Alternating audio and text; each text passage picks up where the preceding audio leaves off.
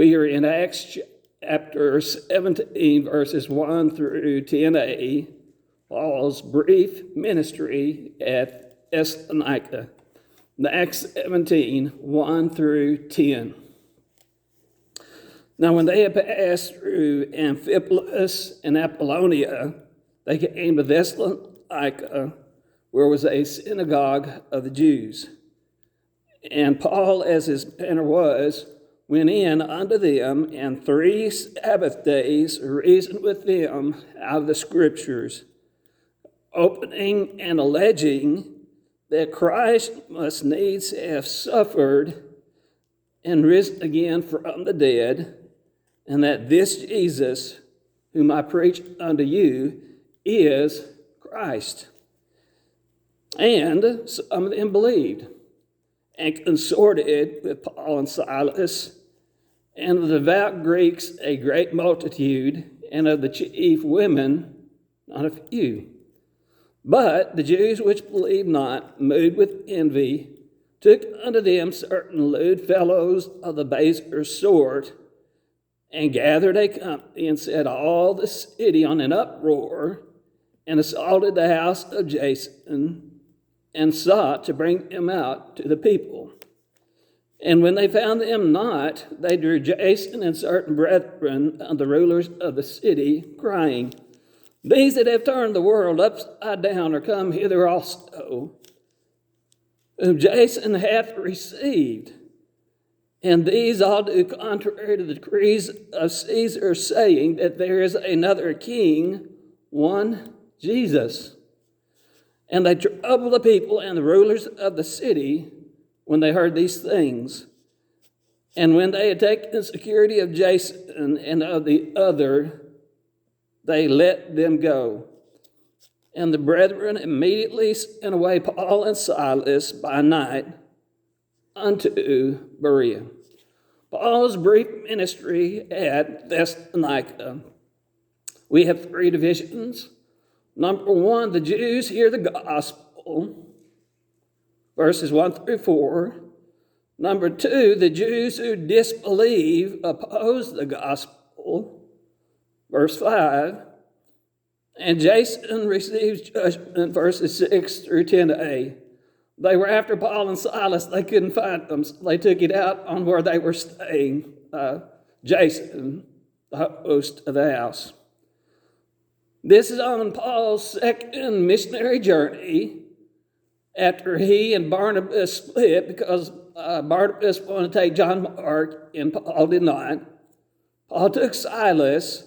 Early on they added Timothy, and there are times on in this missionary journey that Luke is with him, because they're what we call we passages. It's not Paul and Silas, them, it's we. Paul and Silas are the main ministers. Now, before this, they had ministered in Philippi, and there Paul and Silas had unjustly been beaten and thrown in prison, at midnight singing praises to God and praying, and the earthquake came and they were loosed, and they kept the jailer from committing suicide, and preached to him in his house the gospel, and the household was saved and were baptized. And shortly after that, the leaders of the city, they found out that Paul and Silas were Roman citizens, and them being beaten without a trial, they had really messed up and had broken Roman law, and they asked Paul and Silas to leave, which they did shortly. They went on the road, verses 1 through 4. The Jews hear the gospel. And verse 1, they went through Amphipolis and Apollonia. They may have probably only stayed there overnight. And then they went to Thessalonica, where there was a synagogue of the Jews. Paul had this strategy. He wanted to plant churches in strategic places, and then have those churches to reach out and minister to the areas around them, which is what he did. Thessalonica was the capital and the most prosperous city in Macedonia. It was a free city, which means that they had their own ruling system. They had their own assembly, or they could meet together with their own assembly. They had city rulers, which were called politarchs, which is very unusual. A lot of days in history, years long ago, they said that Lucan made a mistake by calling them politarchs, which is the Greek word, because that word was not found anywhere else. But later on, it was found, and it was some piece of structure that was demolished. But politarch is on that. It's in a museum in Great Britain, and they have found, I believe, on an arch in Thessalonica, this word, politarch. So once again, the Bible is proving that it is true. And where they think, people, they think, oh, we got where the Bible has made a mistake.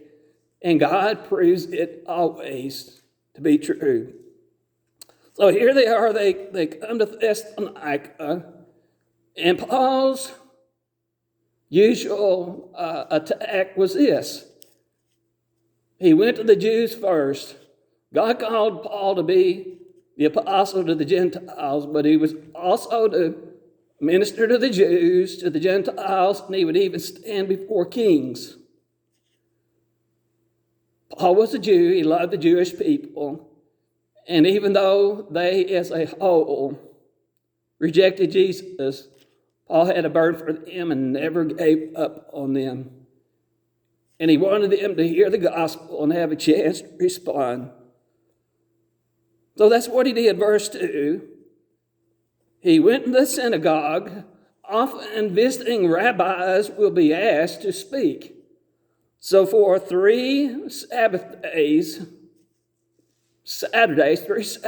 in a row, Paul went to the synagogue in Thessalonica and ministered to the Jews. Now, probably in between Saturdays, Paul would work, because we have in his letters that he made his own living, that he didn't want to be a burden to these people, and he didn't. But he worked night and day. I believe that involved not only paying his own way, but also ministering to the non-Jews, the Gentiles. We also learned that twice the Philippian church sent gifts to Paul when he was in Thessalonica to help him in his ministry. He was very busy. But them being Jews, they had the scriptures, the Old Testament. So what he did was he reasoned with them out of the Old Testament. And the word for reasoning has the idea of teaching by asking questions and getting answers, by questions and answers. And his message, verse 3, opening the Old Testament scriptures and alleging, that has the idea of laying aside, looking at the scriptures that talk about Messiah. And so Paul's message was that Christ, remember that's the title, that's not a name, Greek, the Hebrew is Messiah. Christ, it was necessary for him to have suffered and then to be risen from the dead. Obviously, that means that he was executed, but that Jesus of Nazareth, the one that Jesus preached, was the Christ, the Messiah.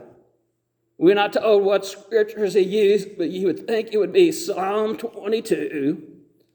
Psalm 22 is as if David went in a time machine and went forward in time and was observing Jesus while he was on the cross. Amazing some of the details in Psalm 22 of the things that went on that David wrote years before the events. Isaiah 53, there we have the suffering servant, that he would be bruised and receive stripes that we might be healed spiritually. No doubt he would use that about that the Messiah would have to suffer and die. Then in Daniel, it clearly states the Messiah would be cut off. That is, he would be killed. So they were Jews, and they should have known the Old Testament scriptures. So he shared with them that the Old Testament showed the Messiah would suffer, be killed, and rise from the dead, and that Jesus fulfilled those scriptures, which he did. What about his results?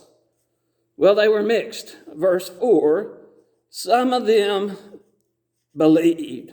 I think the word actually means they were persuaded.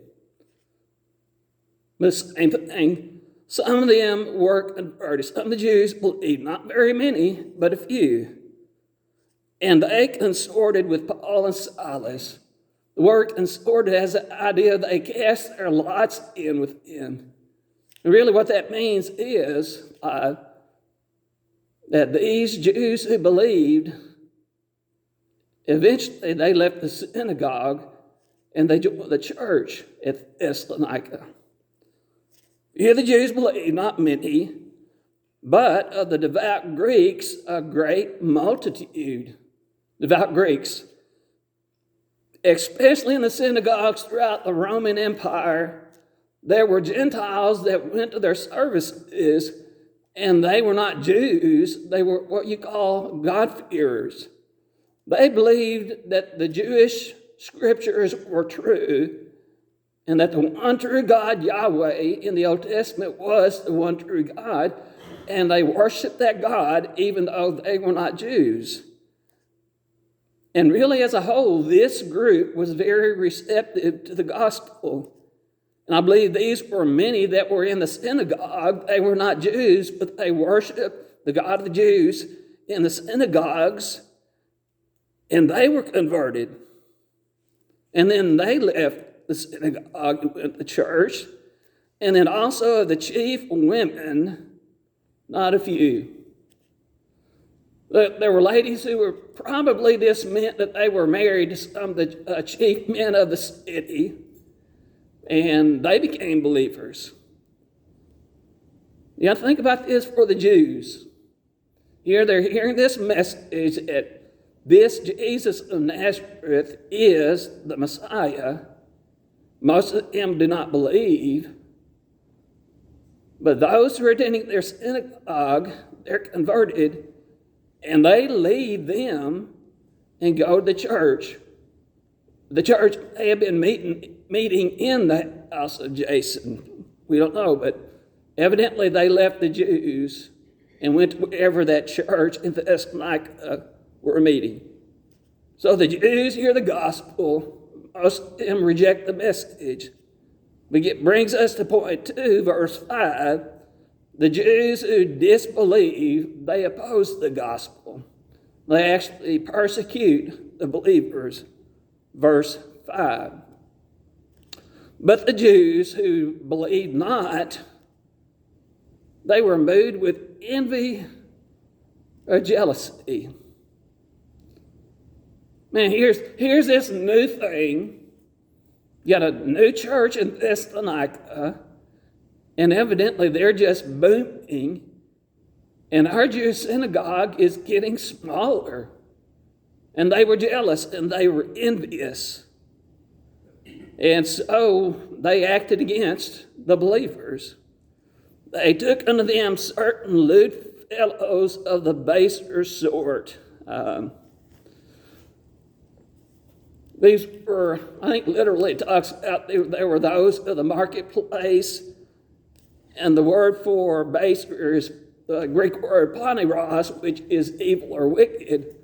These were people who evidently they didn't have jobs. They just hung around out in the public and didn't do much of anything. And there were some of those that would be in the church at Thessalonica, and Paul would get onto them in one of the letters that they needed to not be idle, but they needed to work. Anyway, here's a bunch of people. They're evil, they're wicked, they're lazy, they're not working. and they can be easily stirred up as a mob, which is what happened. So they found all these worthless people, unemployed, wicked people, and they gathered a company. Other words, they began a riot, and they set all the city on an uproar. So they got this group of people, and they spread them through the city, and the city began to be very tumultuous.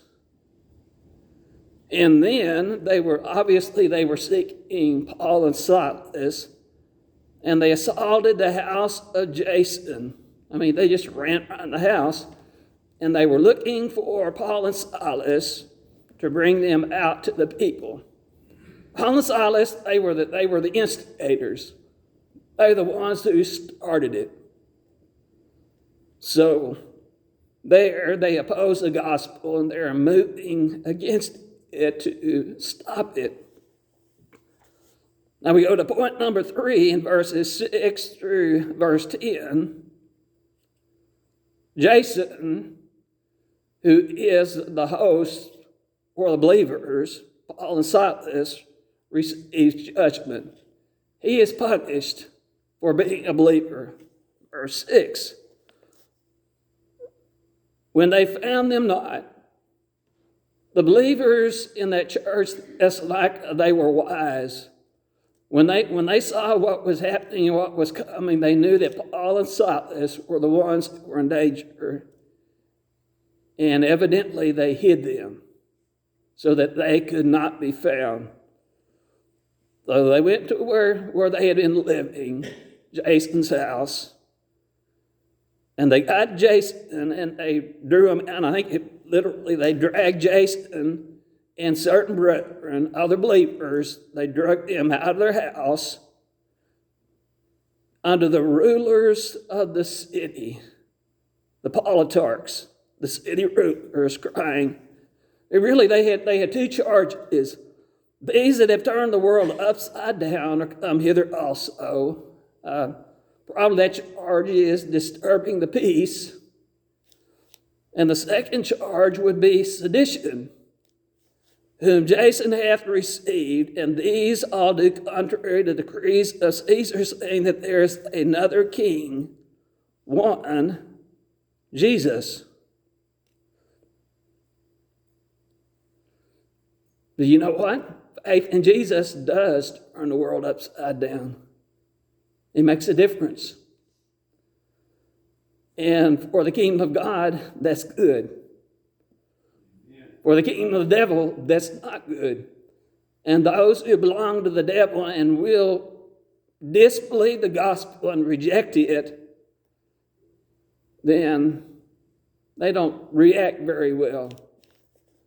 You see, there today, and it's getting worse, there are those who don't just accept the gospel. There are God haters who are very opposed to the gospel, in the point of persecution or violence or death, or legislating it out of existence. So they were after the believers. They've disturbed the peace. They're causing trouble in the city. Paul and Silas, they were not causing any public disturbances. They were not causing riots. Who was causing the riot? Who's disturbing the city? The unbelieving Jews. They stirred up the riot. They were causing the trouble. They were one of their charges. In verse 7, and so they said, this Jason has received him. The word therefore received has the idea of being a host, of welcoming them or lodging them or housing them. So Jason's house was where they were staying. And if they can't find Paul and Silas, then they're going to find the guy who is harboring them or has harbored them, and they're going to make him pay, and others. Jason is the one who is housing them, and all of these people, believers in Jesus, they do contrary to the laws of Caesar. And they say there's another king, and that is a one man named Jesus. Very interesting, similar to when Jesus was arrested by the Jewish authorities. The charge of the Jews was blasphemy because he claimed to be God the Son, which he was. And Jesus agreed that he was, and that was a Jewish charge. But they being such the Romans, they weren't supposed to execute people in that fashion. They would have stoned him to death. But the Romans, they had to have another charge. The Romans didn't care about arguments about religion. But the Romans wanted order. In any of their cities or countries or provinces where there were disturbances and riots, and they would move in and work against that. So the charge against Jesus of the Romans was, he's a king. He says he's the king of the Jews. And so he is in opposition to Caesar. In fact, I believe that even some of the Jewish leaders said, we have no king but Caesar. You believe they would choose Caesar as king rather than Jesus, their Messiah? But they rejected Jesus. And that was the charge, that Jesus was a king. And so they were in sedition against the Roman Empire because they were pressing for another person to be king instead of Caesar. So verse 8, they made these two charges, and they troubled the people. The people there properly represents their public assembly. They actually had an assembly, and they met together for business. So they troubled the people, the assembly, and the rulers of the city when they heard these things. They were upset, they were disturbed. Why? Because here you have almost a riot in the city. In Rome, when they hear that they have riots or bad disturbances in places, they will send their army and take care of things. And you don't want the armies of Rome to come into your city and lock things down and take control. And the Roman soldiers were very brutal. So they made a decision, and we're not actually told what the decision was. We're gonna make a guess at that. But when they had taken security of Jason and of the rest, they let them go. So this is what they did. They made an agreement, or they made a judgment, they made a decree, and Jason and the others, they had to make a payment, a bond or security, and they had to put that money up that if they didn't fulfill their part of the contract, and that would be, they would lose the security. Maybe even being arrested, maybe even being executed. But they agreed to that, and then they let them go to their homes. I believe what the agreement was, Paul and Silas have to leave, and they're never to come back. In the letters to the Thessalonians, Paul speaks of a desire to come and visit them, but was hindered by the devil, by Satan. And I believe that part of that was this decree. So Jason and the other believers, they were let loose, they were arrested, they had put up that bond. And immediately, verse 10, the first part, they got Paul and Silas by night, and they sent them away so that they would live and not be killed. And they went down the road, the next place of Berea, where Paul would minister until the Jews found out where he was. They went and ran him out of that town also. 3 lessons. Lesson number 1, Paul begins his ministry with the Jews. Why did he do that? Because the Jews, they were his people. He was Jewish. And he loved his people. When we share the gospel, it's most natural for us to first to go to our family and friends and co-workers, those whom we know. because they know us and they know our lifestyle, and that should give us opportunity to be able to share the gospel with all of them. So we need to share the gospel with others as Paul did. Lesson number 2, even though Paul began with the Jews, he went to the Gentiles, obviously, and the Gentiles were more receptive. And they had conversions enough where they started a church. Lesson number 3, the non-believing Jews persecuted the believers. They had a church. Paul was there not very long. We don't know how long it was. I believe it was more than 3 Saturdays, 2 weeks and a day. Because all the things that Paul said that he had mentioned to them, he had been there for more than 2 weeks. I believe he was there a little bit more. And he taught about the end times, about the rapture. It's amazing the things that he taught them about. And then Paul said, you got to know this because I told you when I was there. But he had to leave because of persecution. And after Paul left, the persecution did not end. Their own countrymen persecuted them, but they were faithful. And they took the gospel out not only to their province of Macedonia, but the neighboring province of Achaia. Both of those would be in what is today Greece.